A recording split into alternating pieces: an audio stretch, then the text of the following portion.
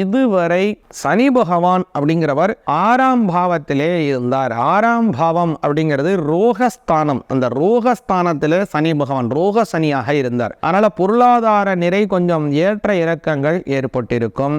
அது மாதிரி சிலருக்கு வெளியூர் பயணம், நீண்ட தூர பயணத்தினால் நன்மைகள் ஏற்பட்டிருக்கும். வேலை இல்லாதவர்களுக்கு ஒரு வேலை கிடைத்திருக்கலாம். இப்போ இந்த சனி பகவான் சப்தமஸ்தானம் என்று சொல்லக்கூடிய கலத்திரஸ்தானத்திற்கு வருகிறார் சனி பகவான். இந்த சப்தமஸ்தானத்தில் வரக்கூடிய சனி அப்படிங்கிறது கண்ட சனின்னு பேர். இதனால இப்போ சனி பகவான் நமக்கு கண்டத்தை கொடுத்துருவாரா அப்படின்னு நீங்க அச்சம் கொள்ள வேண்டிய அவசியம் கிடையாது. சனி பகவானுக்கு எள்ளு தீபம் ஏற்றி வைத்து வழிபாடு செய்யுங்கள், நன்மைகள் அதிகமாக கிடைக்கும். அதே மாதிரி முக்கியமா நீங்க செய்ய வேண்டியது என்ன அப்படின்னா, பெண் தெய்வ வழிபாடு, குலதெய்வ வழிபாடு செய்ய வேண்டும். வெள்ளிக்கிழமையிலே மகாலட்சுமி, துர்கை, சரஸ்வதி இந்த மாதிரி இருக்கக்கூடிய தெய்வங்களை வழிபாடு செய்யலாம்.